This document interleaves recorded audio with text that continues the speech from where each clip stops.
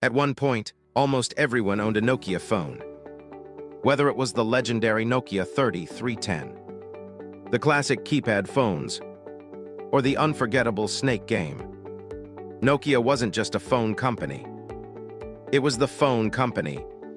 In the early 2000s, Nokia controlled more than 40% of the global mobile phone market. Its devices were everywhere, reliable, durable, and trusted by hundreds of millions of people around the world. But then something changed. We're introducing 3 revolutionary products of this. In 2007, a single product entered the market. And within just a few years, Nokia's dominance completely collapsed. To understand Nokia's fall, we first need to understand how dominant the company really was. Nokia was originally founded in 1865 by Fredrik Eidestam, a Finnish mining engineer. Interestingly, Nokia did not start as a phone company. It started as a paper mill company in Finland near the Nokianverta River, which is where the name Nokia came from. Over time, the company expanded into rubber products, cables, electronics, until eventually it focused on telecommunications. And that decision changed everything. By the late 1990s and early 2000s, mobile phones were becoming mainstream across the world. And Nokia was perfectly positioned for the moment. And the numbers were unbelievable. By 2007, Nokia controlled roughly 40% of the global mobile phone market. That is an insane level of dominance. To put that into perspective, very few technology companies in history have ever controlled such a huge share of a global market. At one point, Nokia sold more phones than almost all of its competitors combined. In 2007, Apple introduced the iPhone. It's a revolutionary mobile phone.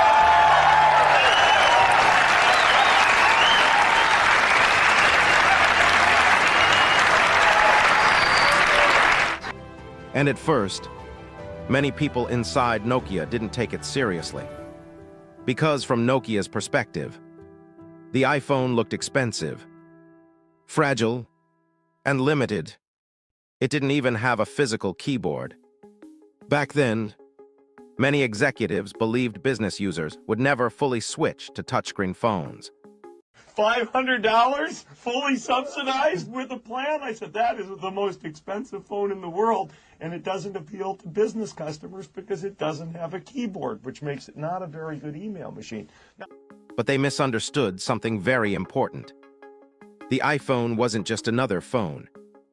It was the beginning of a completely new computing platform. Apple focused heavily on software, touchscreen experience, internet browsing, and apps. And slowly, consumer expectations started changing. People no longer wanted just durable phones. They wanted smart devices. And this is where Nokia's real problems started. The biggest mistake Nokia made was not hardware. It was software. At the time, Nokia relied heavily on its operating system called Symbian. But Symbian was becoming increasingly outdated and difficult to use. Meanwhile, Apple's iOS felt modern and smooth. Then came Android, and suddenly, the smartphone market was evolving extremely fast. But inside Nokia, decision-making had become slow and complicated. According to former employees and reports released later, there was a growing culture of fear inside the company. Managers were reportedly afraid to deliver bad news to leadership. Teams struggled to move quickly, and internal conflicts slowed innovation. While competitors were rapidly improving smartphones, Nokia was still trying to protect its old business model. And this became dangerous, because technology markets move incredibly fast, especially when platform shifts happen. Then, in 2011, Nokia made another controversial decision. Today, I'm excited to announce that Nokia and Microsoft intend to enter into a strategic alliance subject to the completion of a definitive agreement. Instead of adopting Android, the company partnered with Microsoft and chose Windows Phone. At the time, many people hoped this partnership could save Nokia, but it was already too late. Android and iPhone had already captured the market momentum. Developers were building apps for iOS and Android, not Windows Phone. And in the smartphone era, apps became everything. Nokia's market share continued collapsing. The decline happened surprisingly fast. In just a few years, Nokia went from industry leader to losing relevance in smartphones. By 2013, the situation had become so serious that Nokia sold its mobile phone business to Microsoft for around $7.2 billion. You don't see now grabbing headlines. Nokia, the world's largest handset maker, has announced a deal with Microsoft to power its... For many people, this moment felt unbelievable. A company that once defined the mobile phone era had lost the future of smartphones completely. And the most shocking part is this: Nokia did not fail because people stopped trusting the brand. People still respected Nokia. The company failed because it could not adapt fast enough to a massive technological shift. And in technology, being slightly late can destroy even the biggest companies.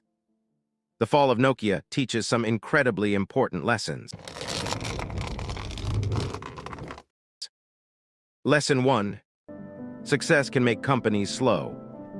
When companies dominate a market for too long, they often start protecting the present instead of building the future. And that is exactly what happened to Nokia.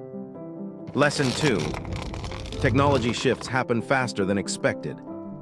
Nokia underestimated how quickly smartphones would change consumer behavior. By the time the company reacted seriously, Apple and Android were already too far ahead. Lesson 3. Software matters as much as hardware. Nokia built excellent hardware for years. But in the smartphone era, software ecosystems became the real battlefield. And Nokia was not prepared for that transition. Today, Nokia still exists in different forms, but its dominance in mobile phones is gone. And its story remains one of the biggest examples in business history of how even the strongest companies can collapse if they fail to adapt. After losing the smartphone war, Nokia slowly transformed into a completely different company. It exited the mobile phone business and shifted its focus toward telecom infrastructure, 5G networks, and enterprise technology. But in 2025, something unexpected happened. NVIDIA announced a $1 billion investment in Nokia. NVIDIA, now one of the most powerful AI companies in the world, took around a 2.9% stake in Nokia as part of a strategic partnership focused on AI-powered telecom networks and future 6G technology. But this is important to understand. This is not Nokia returning to its old smartphone dominance. Instead, it represents something very different: a shift toward the future of AI-driven communication networks.